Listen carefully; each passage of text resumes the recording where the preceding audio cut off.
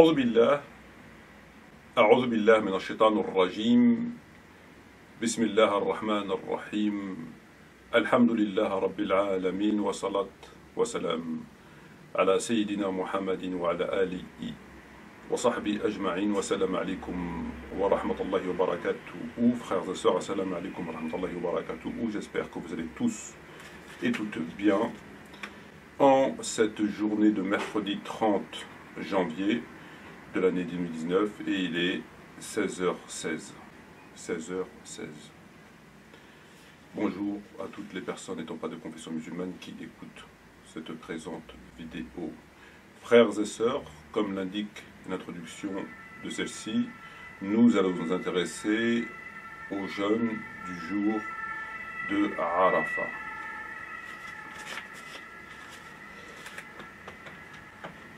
Le jeûne du jour de Arafat, qui est le 9e jour du mois de Dhul al-Hijja. Le 9e jour du mois de Dhul al-Hijja, c'est-à-dire le 12e mois du calendrier lunaire, le 12e mois. Alors, avant d'entrer dans le vif du sujet, nous allons écouter quelques extraits très rapidement et on se retrouve, Inch'Allah, ensuite afin d'évoquer ce sujet. Écoutons les extraits. Bismillah, alhamdulillah, wa salatu wa salam ala rasulillah wa ala alihi wa sahbihi wa man walah. Rabbi shrah li sadri wa yassir li amri wahlul 'uqdatan min lisani yafqahu qawli. Mes chers frères, mes chères sœurs, aujourd'hui c'est le deuxième jour du Hajj. Le deuxième jour du Hajj, c'est un grand jour. C'est le jour de Arafat. On est le 9e jour de Dhul Hijja, on est en direct de Mina. Dans quelques minutes, on s'apprête à partir pour Arafat. Ce jour-là, c'est le jour de la miséricorde divine. C'est le jour du pardon d'Allah subhanahu wa ta'ala. C'est le jour où Allah subhanahu wa ta'ala a franchi le plus grand nombre de ses serviteurs du feu de l'enfer. C'est le jour où le diable a été le plus humilié, comme c'est rapporté par Malik rahimahullah dans le Muwatta. Ce jour-là, mes frères ainsi que vous, mes sœurs, il est très important. Le prophète sallallahu alayhi wa sallam a dit Al-Hajj Arafat. Le Hajj, c'est la station à Arafat. C'est le moment le plus important et le meilleur jour de l'année. Notre bien-aimé Muhammad sallallahu alayhi wa sallam a mis en valeur ce jour à travers plusieurs hadiths. D'ailleurs, dans le Coran, Allah tabaraka wa ta'ala parle des mérites de ce jour. Il faut savoir que celui qui n'est pas dans le Hajj, qui n'accomplit pas le pèlerinage, il lui est recommandé de jeûner aujourd'hui. Il lui est recommandé de jeûner. Le prophète sallallahu alayhi wa sallam, dans le hadith d'Abu Qatada, qui est rapporté par Muslim, a dit que celui qui jeûne le jour de Arafat, Allah il lui pardonne les péchés d'un an passé et un an futur. Ça, c'est pour celui qui ne fait pas le Hajj. Quant à nous qui faisons le Hajj, on ne le jeûne pas. Et il faut savoir que quand on va partir à Arafat, on va prier là-bas, Dhuhr et Asr. Avant ça, il y aura un discours, comme a fait le prophète sallallahu alayhi wa sallam, un discours qui est recommandé de faire. Et puis, Dhuhr et Asr, on les priera en 2 rak'at, donc Qasr et Jam', on les réunira au même moment. Le prophète, pendant son Hajj, il s'est concentré sur une chose. Il a fait dua après salat, donc après avoir pris Dhuhr, jusqu'au Maghrib en ayant les mains levées au ciel. Subhanallah, ça nous montre à quel point il faut se concentrer sur les duas. Et les meilleures invocations sont celles qui sont faites le jour de Arafat. Et le prophète alayhi salatu wassalam a dit la meilleure invocation est celle faite le jour de Arafat. Et la meilleure parole que j'ai dit moi et les autres prophètes est La ilaha illallah wahdahu la sharika lah, lahul mulk wa lahul hamd wa huwa ala kulli shay'in qadir. De même, mes frères ainsi que vous, mes sœurs, sachez que le jour de Arafat, le prophète dans un hadith rapporté par Abdurrazzaq dans le Musannaf, il a dit, écoutez bien, le prophète a dit que si vos péchés étaient aussi nombreux que les grains de sable, les jours de la vie présente et le nombre des gouttes de pluie, Allah vous pardonnerait vos péchés. Et le prophète dans un autre hadith, le hadith de Aïcha qui est rapporté par Muslim, le prophète m'a dit qu'Allah subhanahu wa ta'ala, le jour où il a franchi le plus de ses serviteurs du feu de l'enfer, c'est le jour de Arafat. Allah subhanahu wa ta'ala descend au ciel de ce bas monde, il vante les mérites des pèlerins et il dit aux anges que veulent ceux-ci. Et Allah subhanahu wa ta'ala sait ce qu'on veut. On veut sa clémence et sa miséricorde. Ce jour-là, il faudra se concentrer sur l'ibada. Il faudra se concentrer sur le dua. Je vous invite, vous qui n'êtes pas au Hajj cette année, à vous concentrer sur le dhikr. La ilaha illallah wahdahu la sharika lah, lahul mulk wa lahul hamdu wa ala kulli shay'in qadir. De jeûner, de faire des bonnes actions. Nous qui sommes au Hajj, on se concentrera, Inch'Allah, sur le dua. On vous oubliera pas, ainsi que toute la communauté, Inch'Allah, dans nos invocations, qu'Allah subhanahu wa ta'ala accepte nos œuvres et fasse que ce Hajj soit un Hajj mabrour pour nous. Barakallahu fikum. Et je vous dis, Inch'Allah, à la prochaine vidéo pour les prochaines étapes du Hajj. Wassalamu alaikum wa rahmatullahi wa barakatuh.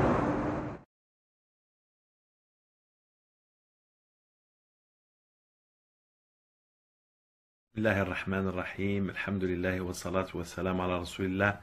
Mes frères et sœurs, jeudi prochain, c'est-à-dire de cette semaine, est un jour particulier, c'est le jour de Arafat. Et le jour de Arafat, Allah subhanahu wa ta'ala sauvera beaucoup de gens de l'enfer. Et le Nabi sallallahu alayhi wa sallam nous a recommandé de jeûner ce jour qui est très important, le jour de Arafat. Celui qui jeûne le jour de Arafat, le Nabi sallallahu alayhi wa sallam nous a dit, il aura, Allah subhanahu wa ta'ala lui pardonnera les péchés de l'année dernière et une année d'après. Donc c'est pour cette raison je vais faire court, partager au maximum cette vidéo afin que nous soyons beaucoup à jeûner.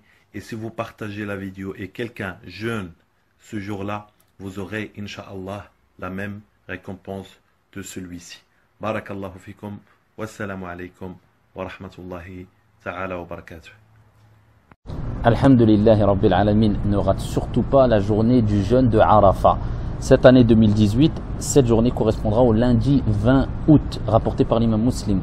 Selon Abu Qatada radiyallahu anhu warda, le prophète alayhi salam fut interrogé sur la récompense du jeûne de Arafat. Le prophète alayhi salam a dit yukaffiru, il expie les péchés de l'année précédente et l'année à venir. 2 ans de péché si tu jeûnes un seul jour. Alors, si nous sommes en 2019, quand tu vois cette vidéo, en 2030, 2040, eh bien renseigne-toi à quel jour ou quel jour correspond au jeûne de Arafat. En tout cas pour l'année 2018, il correspond au 20 août, lundi 20 août 2018.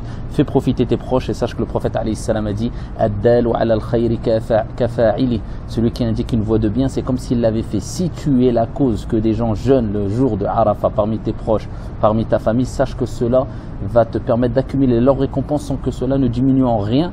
Ici, la récompense qu'ils auront accumulée. Lundi 20 août, n'oublie pas de jeûner. Salam alaikum. Frères et sœurs, nous avons entendu ces différents extraits. Sur cette question de ce jeûne. Sur cette question de ce jeûne, il semble qu'il y ait un consensus sur cette question.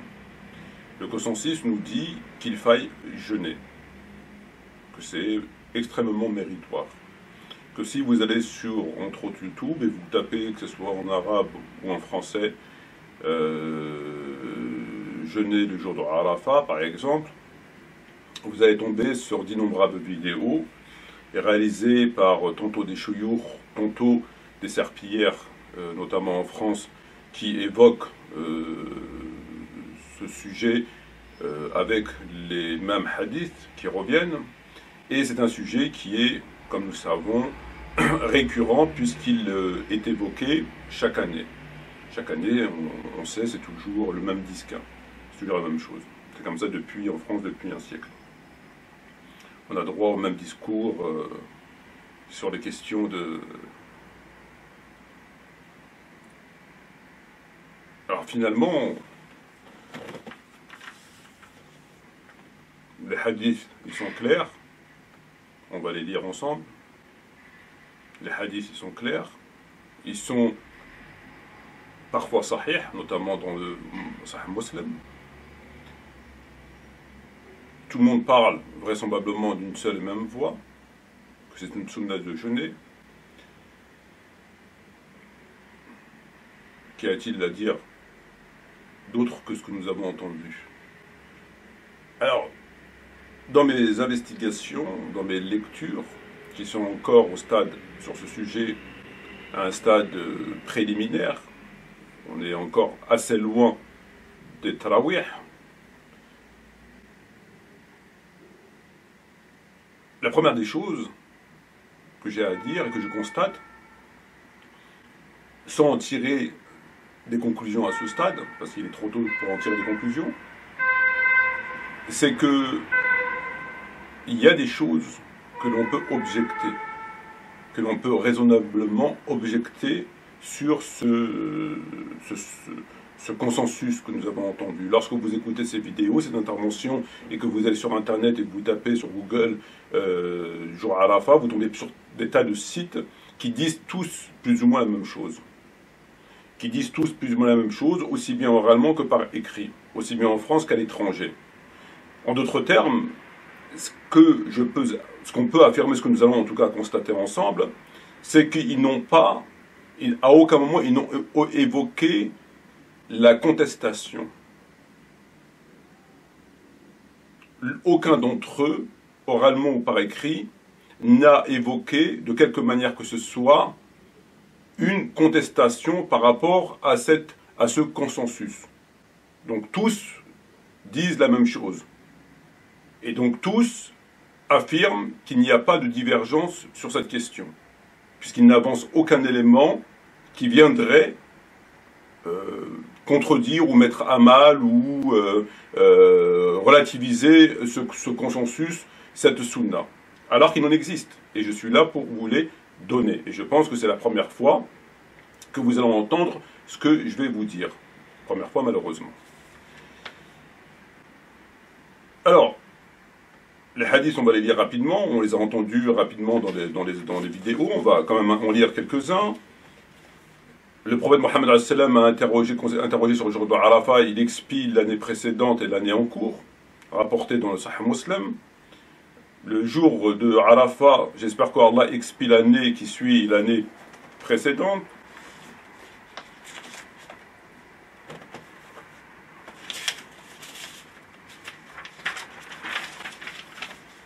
Celui qui jeûne le jour de Arafat, il lui est pardonné une année devant lui et une année derrière lui, rapporté par Ibn Majah, authentifié par Cheikh Albani, rahimahullah. Celui qui jeûne le jour de Arafat, Dieu lui est pardonné ses péchés de 2 années de suite. Celui qui jeûne Arafat et qui est pardonné une année devant lui, une année derrière lui. Et celui qui jeûne Ashura lui est pardonné une année, Tabarani. Un homme a interrogé Abdullah ibn Umar radiallahu anhu concernant le jour de Arafat. Il dit, lorsque nous étions avec le prophète Mohammed sallam, nous lui donnions l'équivalent de 2 années. Cheikh Uthaymin rahimahullah a dit, celui qui jeûne le jour de Arafat ou de Ashura alors qu'il reste des jours de Ramadan rattrapés, son jeûne est valable, mais s'il n'a pas une intention de jeûner ce jour comme rattrapage de Ramadan, alors il obtient de récompense, la récompense du jour d'Arafat, etc. Et d'autres. Voilà. Et d'autres. Donc, ça semble ne faire l'objet d'aucune contestation à la lecture et à l'écoute. Le premier constat que nous pouvons faire, c'est que Arafat, les hadiths que l'on trouve par ailleurs dans Muslim entre autres et d'autres recueils ne sont pas rapportés par l'imam al-Bukhari dans son Sahih. Dans le Sahih de l'imam al-Bukhari, le hadith, l'intérêt, le mérite de jeûner Arafat n'est pas rapporté dans al-Bukhari. Bon. Alors, est-ce que Bukhari n'a jamais croisé quelqu'un qui lui a cité, qui lui a rapporté les mérites de ce jeûne, alors que les autres le rapportent? Lui, apparemment, visiblement, il a rencontré personne qui lui a, en tout cas, il a authentifié aucun hadith qu'il aurait pu mettre dans son recueil. Évidemment, ce n'est pas parce que Bukhari ne rapporte pas un hadith, et Dieu merci, que ce hadith n'existe pas ou qu'il est faux. Évidemment, et Dieu merci. Donc c'est pas parce que Bukhari n'a pas rapporté ce hadith que ça n'existe pas. Ça, nous savons. Néanmoins, il faut quand même le dire. Sauf que l'imam al-Bukhari, à défaut d'avoir rapporté des hadiths qui incitent à jeûner ce jour avec son mérite d'une année passée, une année à venir, comme nous le savons, rapporte 2 hadiths qui parlent du jeûne du jour de Arafat, qui évoquent le jeûne du jour de Arafat. C'est le hadith numéro 1658 et 1661 dans le Sahih de l'imam al-Bukhari. Je vais vous les lire d'abord en français. Les gens eurent du doute concernant le jour de Arafat quant au jeûne du prophète Mohammed alayhi salatu wa salam. Et j'envoyai alors à celui-ci quelque chose à boire et il le but. 1661, des gens divergèrent chez elle le jour de Arafat sur le jeûne du prophète Mohammed alayhi salatu wa salam. Quelques-uns dirent il jeûne. Quelques-uns dirent il ne jeûne pas. Ils lui envoyèrent un vase de lait, enfin un vase c'est plutôt pour mettre des fleurs, un récipient. Il était debout sur son chameau et il le but. Voilà ce que nous rapporte Bukhari. Donc ce hadith, comme on le constate, ne disent pas ce que les autres hadiths disent, à savoir qu'il faille jeûner parce qu'il y a tel et tel mérite. Cependant, ils évoquent le jeûne de Arafat, c'est-à-dire cette situation que l'on connaît et qui est évoquée dans ces hadiths. Très bien. Nous prenons le Bukhari, donc c'est le volume 2, 1658. Alors, Fadil, an Fadil, shakka an-nas yom Arafa, fi sawm an-nabi. Les gens ont douté. فبعثت إلى النبي عليه الصلاة والسلام فشرب بشربا فشربا. Donc ils ont douté, enfin on l'a lu en français, donc on va pas l'expliquer en arabe. Et l'autre il est au 1661, c'est la même chose. عن فضل بنت حارث إن الناس اختلفوا عندها يوم عرفة في الصوم النبي عليه الصلاة والسلام فقال بعضهم هو صائم وقال بعضهم ليس بصائم فأرسلت إليه بقدع البن وهو واقف فشرب. C'est la même chose. Quelle analyse, quel commentaire, quelle conclusion pouvons-nous apporter de ces deux hadiths, de ces deux récits? Est-ce qu'ici, le prophète Mohammed indique qu'il faille jeûner, comme dans les autres hadiths que nous avons entendus, que nous avons lus? Non, il n'a pas dit ça. Ici, il ne dit pas qu'il faut jeûner. Ici, ça évoque le jeûne de Arafat, c'est tout. Cette idée de jeûne de Arafat. Mais il n'a pas dit qu'il faut jeûner, très bien. Il se trouve que les gens ont douté pour savoir si le prophète jeûnait ou pas. Ils ne savaient pas s'il jeûnait. Donc on lui a rapporté à boire et il a bu. Donc il ne jeûnait pas.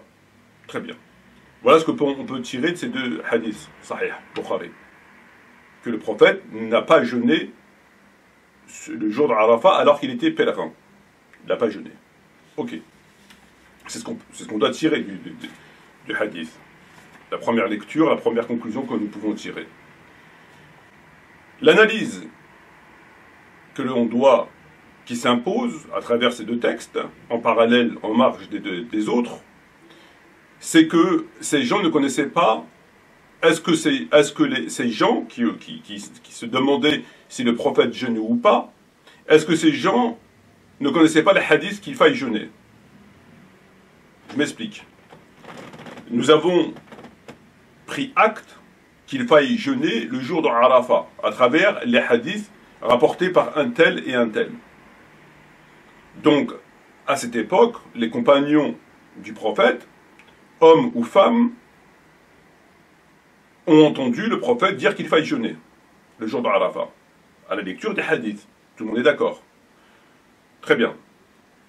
La question qui s'impose, c'est comment se fait-il que si ces gens étaient au courant que le prophète aurait dit qu'il faille jeûner le jour de Arafat et que c'est bien de jeûner, que ça expie les péchés passés et à venir, pourquoi ces gens, comme ils disent ici, les gens eurent un doute le jour de Arafat? Les gens divergèrent chez elles sur le jour de Arafat. Quelques-uns dirent ils jeûnent, d'autres disent ils jeûnent pas. Ici, pourquoi ils ont eu un doute? Normalement, le prophète a dit jeûner, comme pour que ce soit le jeûne du Ramadan ou d'autres jeûnes connus. Le prophète fait son pèlerinage, les gens n'ont pas de questions à se poser, savoir s'ils jeûnent ou pas. L'idée de la question, pourquoi la question elle est venue dans leur cerveau? Pourquoi tu t'interroges si le prophète y jeûne, puisque tu sais qu'il t'a dit qu'il fallait jeûner? Donc, en théorie, tu ne t'interroges pas de savoir s'il jeûne ou pas. Logiquement, tu n'as pas besoin d'interroger, puisqu'il a dit qu'il fallait jeûner. Donc là, la première chose étant de s'interroger pourquoi, au nom de quoi les gens ont eu un doute. Pourquoi ils ont un doute? D'où vient le doute? Normalement, tu n'as pas de doute. Première question. Deuxième question, c'est qu'ils ont déjà dit que ici le prophète Mohammed, s'il n'a pas jeûné, puisqu'il n'a pas jeûné, il a bu. Ils disent que s'il n'a pas jeûné, c'est parce qu'il était pèlerin. Il était Hajj. Il était pèlerin. Et ils vous disent, ça c'est eux qui le disent, c'est pas le prophète qui le dit. Ça vient de eux. Dans le hadith qu'on a lu, il n'y a pas de c'est bien de jeûner, il expie les péchés, sauf pour le pèlerin. Il n'y a pas. Il a dit c'est bien de jeûner, etc., etc., mais il ne dit pas le pèlerin, le prophète Mohammed sallam. Il dit simplement c'est bien de jeûner un an avant, un an après, etc. Mais il ne dit pas le pèlerin. Très bien. Donc, ici, comme ils sont face à deux textes où le prophète ne jeûne pas, ça contredit ce qu'il aurait dit. Il dit c'est bien de jeûner, ça expie les péchés à passer et à venir, mais lui, il ne jeûne pas. Ils ont répondu. C'est pas le prophète, c'est eux qui répondent. Ils vous disent quoi? Ils vous disent ici, si le prophète n'a pas jeûné, c'est parce que le pèlerin ne doit pas jeûner. Dans l'absolu, ils vous diront, il peut jeûner, c'est pas haram, mais il ne faut pas jeûner. Quand tu es pèlerin, tu ne peux pas jeûner. D'où ça vient là, cette réponse? D'où vient cet argument? Est-ce qu'il vient du hadith? Il ne vient pas du hadith. Est-ce que vous connaissez un hadith où le prophète il dit qu'il faut jeûner, c'est bien, etc., sauf pour le pèlerin? Non. Ça vient de eux. C'est leur ijtihad. Afin d'harmoniser le hadith avec cette situation qui semble d'apparence en contradiction avec le hadith, ben, ils te disent parce qu'il est pèlerin. Bon. C'est une réponse parmi tant d'autres. Très bien. Alors, on se pose une deuxième question qui me semble tout à fait pertinente.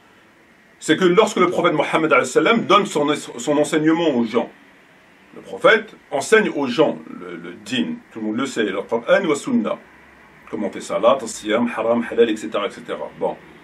Et quand il aurait dit qu'il faille jeûner le jour à Arafat, oui, il faut jeûner le jour à Arafat, et ça expie les péchés un an passé, un an à venir, il faut jeûner, il faut jeûner, il faut jeûner. Ok. Le prophète n'a pas rajouté, sauf pour le pèlerin. Si le pèlerin ne doit pas jeûner, d'après ce qu'eux ils disent, pour répondre au texte qui semble en apparence en contradiction avec le mérite du jeûne, comment se fait-il que le prophète ne le dise pas lui-même? Normalement, le prophète, il dit c'est bien de jeûner, sauf pour le pèlerin, il peut ne pas jeûner pour telle et telle raison. Mais là, on n'a pas. Donc, l'enseignement du prophète, il est quand même négligent à les écouter. C'est-à-dire que le prophète enseigne aux gens, mais pas complètement. Il enseigne aux gens, mais pas complètement. Ce qui n'est pas très normal. Normalement, le prophète, quand il enseigne correctement aux gens. Il ne va pas enseigner, il ne joue pas la devinette. Il ne leur dit pas il faut jeûner, mais lui ne jeûne pas, mais il ne leur dit pas qu'il ne faut pas jeûner dans le propos, et qu'eux, il faille qu'ils découvrent eux-mêmes qu'ils ne jeûnent pas. C'est quand même assez étrange, il faut reconnaître. Mais c'est ce qu'ils disent. Alors, une autre question. Quand on leur demande, mais pourquoi le pèlerin ne doit pas jeûner? Pourquoi le pèlerin ne doit pas jeûner? Puisque le prophète n'a pas jeûné, que vous nous dites, d'après votre ijtihad, que parce qu'il était pèlerin. Pourquoi le pèlerin ne doit pas jeûner? Pourquoi quand tu n'es pas pèlerin tu jeûnes et quand tu es pèlerin tu ne jeûnes pas? Pourquoi? Il y a une raison. Ils vous disent c'est pour garder ses forces. Il faut que tu gardes tes forces. Pour faire les du'a, etc. Pour garder ses forces. C'est ce qu'ils disent les savants. Ils disent qu'il est préférable de rompre le jeûne de Arafat afin que la personne prenne des forces pour faire des invocations. C'est ce qu'ils disent. Donc ils t'expliquent deux situations. Il n'a pas jeûné parce qu'il était pèlerin. Pourquoi un pèlerin ne doit pas jeûner? Parce qu'il faut garder ses forces. Ça vient de eux, leur ijtihad.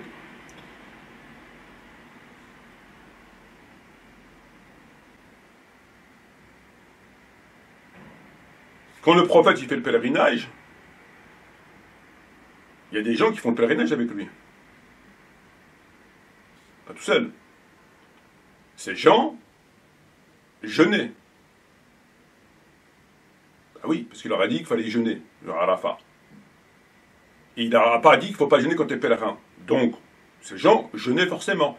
Les compagnons du prophète Mohammed, quand ils faisaient le pèlerinage avec le prophète, le jour de Arafat, jeûnaient. Jeûner pourquoi? Parce qu'il leur a dit il faut jeûner à Arafat, c'est expier les péchés passés et à venir. Et qu'il leur a pas dit sauf les pèlerins, parce qu'il n'est pas dans le hadith, le propos.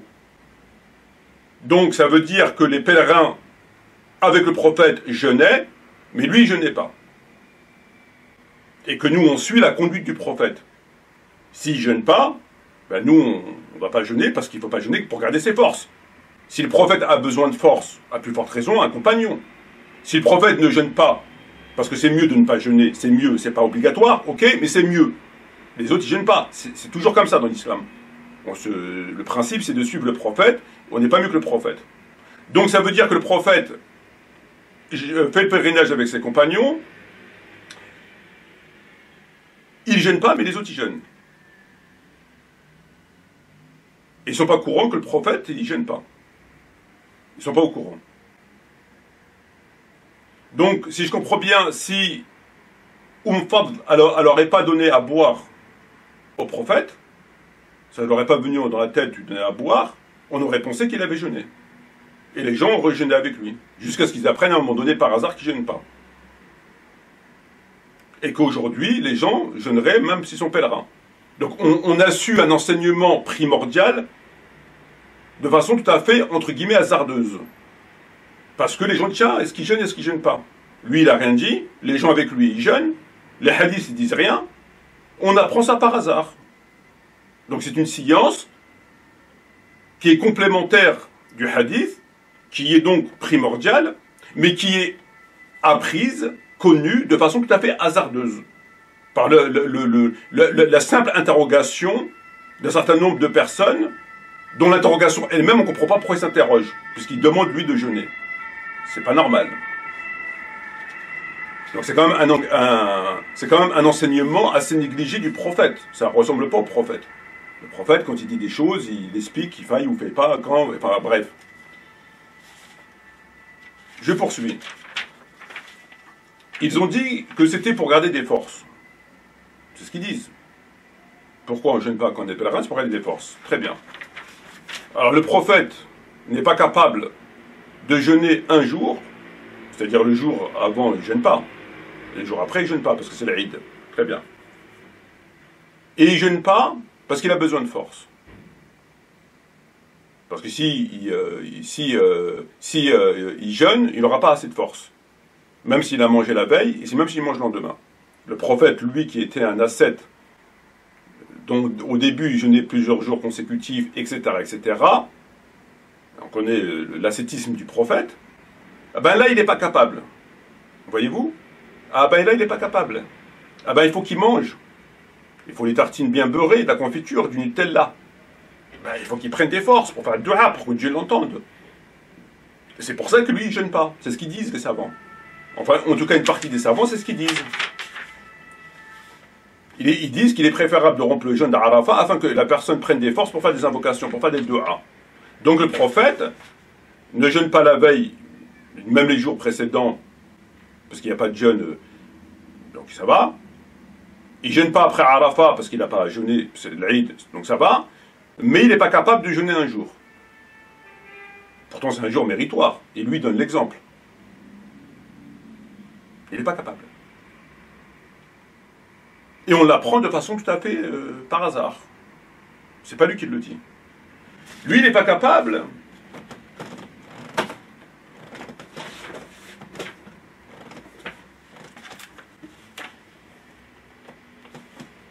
Mu'jim fiqh as-salaf. Lui, il n'est pas capable, mais on apprend. وكانت عائشة رضي الله عنها تصوم يوم عرفة في الحج. وكانت عائشة تصوم يوم عرفة في الحج. Mais Aïcha, elle est capable. Elle n'a pas besoin de force pour faire les invocations. Sa femme, elle est capable de jeûner un seul jour. Lui, non. وسأل ابن عمر عن صوم يوم عرفة. On a demandé à Ibn Omar concernant le jeûne de Arafat. فقال لا يصومه الرسول عليه الصلاة والسلام ولا أبي بكر ولا عمر ولا عثمان رضي الله عنهم. On a demandé à Ibn Omar concernant le jeûne de Arafat. Il a dit le prophète ne jeûnait pas, Abu Bakr ne jeûnait pas, Omar ne jeûnait pas, et ni Uthman. ونهى عمر بن الخطاب عن صوم يوم عرفة. Omar a interdit le jeûne de Arafat. Contradiction, parce qu'il faut le citer pour être tout à fait complet. وسائل حسن البصري عن صوم يوم عرفة فقال صام عثمان بن عفان في يوم حار. On a demandé à Hassan al-Basri concernant le jeûne de Arafat, il a dit Uthman ibn Affan l'a jeûné durant un jour de chaleur. Donc là, ça va dans tous les sens. D'un côté, on vous dit que le prophète doit garder des forces, mais Aïcha, elle a jeûne. On vous dit que Omar a interdit le jeûne d'Arafat, que d'un côté, le prophète Omar, Uthman et Abu Bakr ne jeûnaient pas, que Omar a interdit le jeûne d'Arafat, mais on a demandé à Hassan al-Basri, Uthman le jeûnait un jour de chaleur. Mais le prophète, lui, il n'est pas capable. Donc là, ça va un petit peu dans tous les sens. Je poursuis.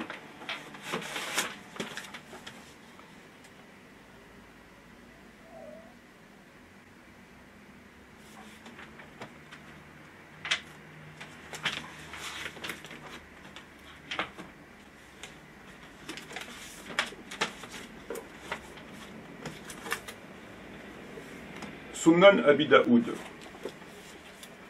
قال رسول الله عليه الصلاة والسلام بأنه سمع عقبة ابن عامير قال رسول الله صلى الله عليه وسلم يوم عرفة قال رسول الله عليه الصلاة والسلام يوم عرفة ويوم نحر وأيام تشريق عندنا الإسلام وهي أيام أكل وشراب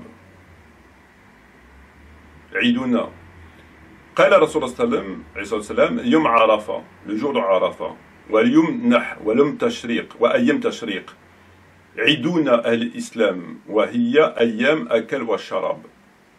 Il vous dit que le jour de Arafat, le prophète a dit, le jour de Nahl ou les jours de Tashriq, ce sont des jours de fête. Chez nous, les gens de l'islam, ce sont des jours où on mange et on boit. Même quand, ici, ils ne sont pas pèlerins. Ici, c'est au sens large. Donc ici, il te dit que Yom Arafat, c'est un jour de fête. Et c'est effectivement un jour de fête. Puisque c'est le moment où le verset, enfin, je ne l'ai pas mis dans la vidéo, c'est un jour de fête dans la mesure où le tel verset a été révélé, vous pouvez chercher ça sur Internet. Donc, ils vous disent ici, c'est un jour de fête chez nous, les gens de l'islam. C'est un jour où on boit et on mange.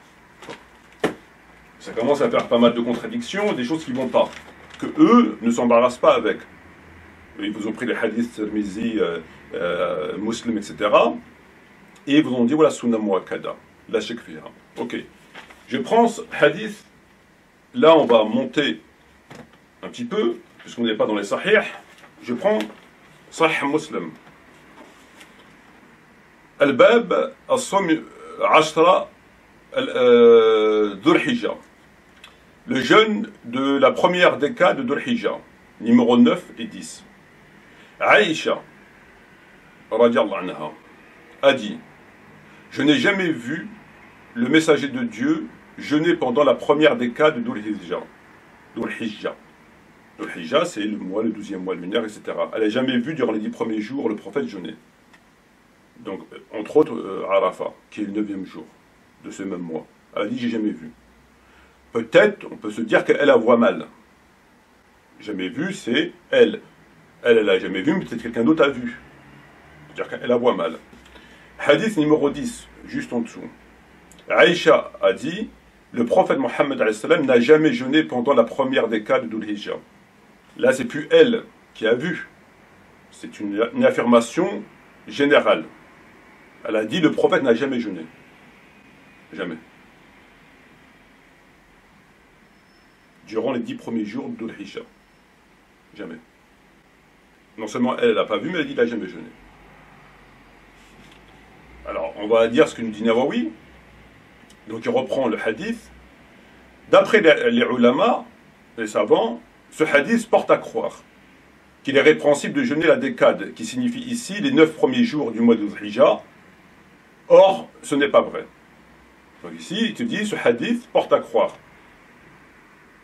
Non, il ne porte pas à croire, il est clair. Il ne porte pas à croire. Porter à croire, ça veut dire qu'on peut comprendre autrement.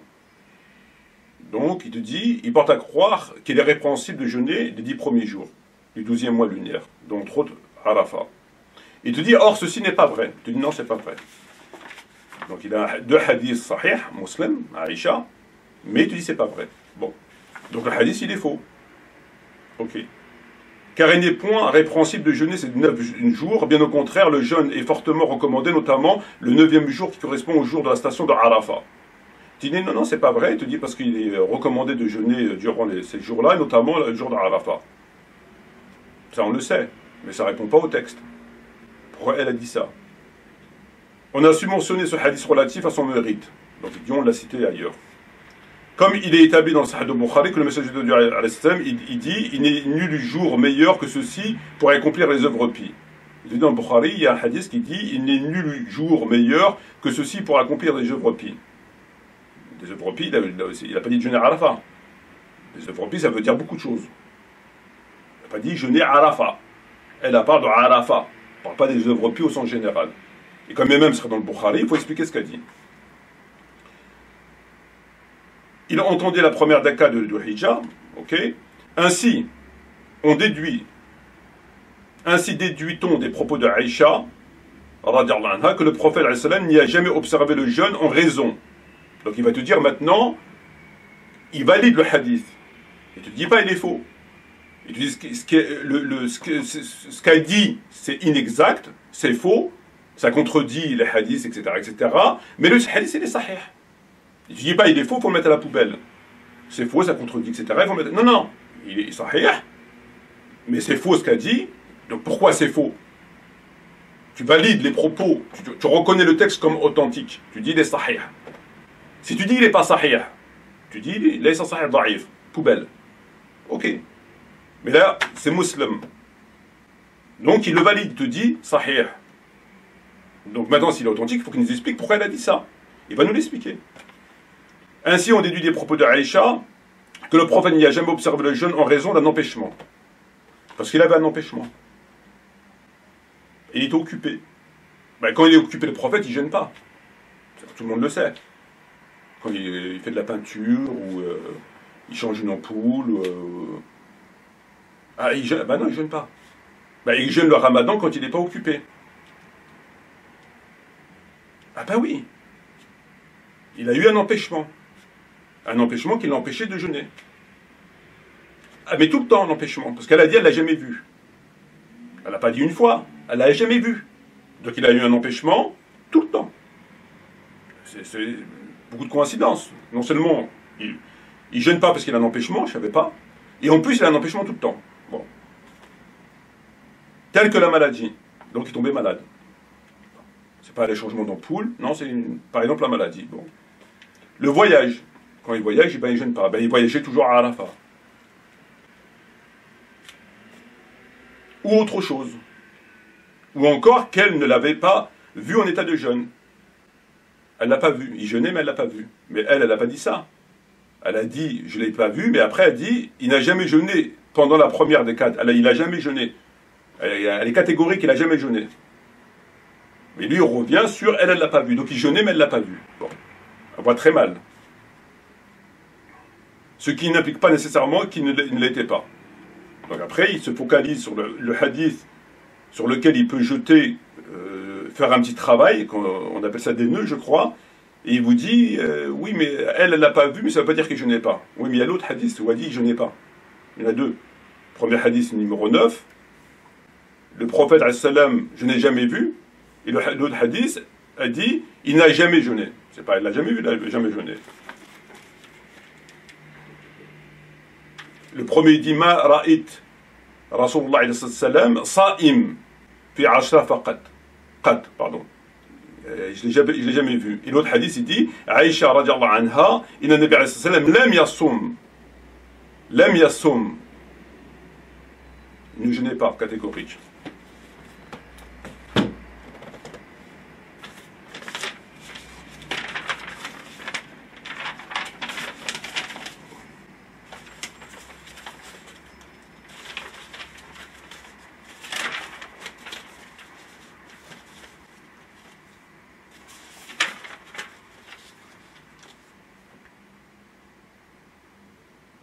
Pour résumer, pour faire une synthèse, nous avons des hadiths clairs et nets rapporté par un certain nombre de rapporteurs qui disent les mérites de Arafat, un an avant, un an après. Taïeb. Ça fait consensus, il n'y a pas d'autre son de cloche, il n'y a pas d'objection. En tout cas, on veut nous le faire croire. Il se trouve qu'il y a une objection. Déjà, il devrait le dire qu'il y a une objection. Et pourquoi il y a tel et tel texte? Il faut comme pour Tarawih. Ils font exactement comme pour Tarawih. Première objection, c'est que l'imam al-Bukhari ne rapporte pas comme eux ils rapportent. C'est pas en soi un dalil, bien loin de là, évidemment, mais il faut quand même le dire. Deuxième des points, c'est que le Bukhari rapporte le 1658 et le 1661, dans lequel un texte étrange, des gens s'interrogent, est-ce qu'ils jeûnent? Pourquoi tu t'interroges s'ils jeûnent ou pas, puisqu'il vous a dit de jeûner? Donc pourquoi, d'où te vient la question? C'est déjà étrange. Le prophète ne jeûne pas, on lui ramène à boire et ne jeûne pas. Que fait-on avec ces textes? Comment doit-on les expliquer? Ijtihad de la part des savants, il jeûnait pas parce qu'il gardait ses forces. Ijtihad. Ça vaut ce que ça vaut. Ça vaut ce que ça vaut. C'est pour garder ses forces.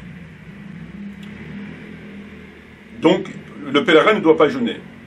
Enfin, le principe, c'est pas obligatoire, mais c'est comme ça. Et on suit nous le prophète. Depuis quand le prophète est à ce point fait pour pas jeûner? C'est pas possible. Aïcha a jeûné. Lui, il jeûnait pas. C'est pas possible.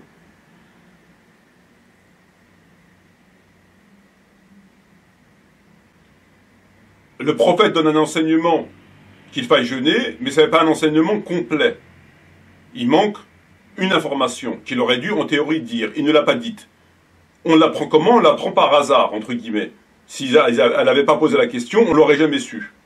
Et donc les gens jeûneraient alors qu'ils doivent en théorie pas jeûner. Il se trouve que les gens qui sont avec lui, ils jeûnent, entre guillemets, pour rien. Parce que lui, il jeûne pas. C'est pas très sympa. Toi, tu jeûnes pas. Tu as probablement mangé un peu avant. Les gens derrière toi, ils pensent que c'est bien de jeûner. En fait, d'un seul coup, on te ramène à boire, tu bois. Moi, je crève la soif, je crève la dalle et je suis en train de boire du lait. Enfin, c'est pas sympa. C'est pas le prophète qui fait pas ça. Le prophète, il fait pas ça. C'est pas possible.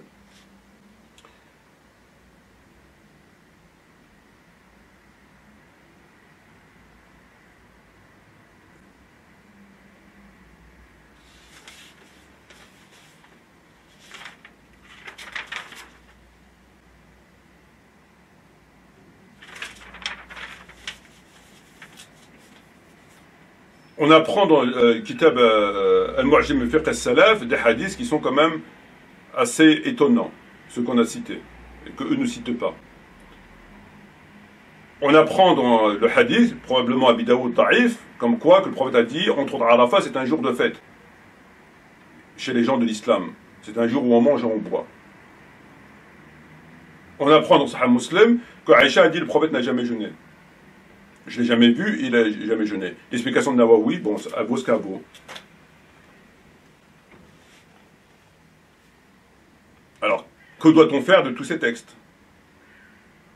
D'un côté, on a le hadith clair, il faut jeûner, c'est bien, etc. D'un côté, on a tout ça. Qu'est-ce qu'on fait? Où est la vérité, où est le mensonge? Sur ce, shukran jazilan wa salam alaikum wa rahmatullahi wa barakatuh.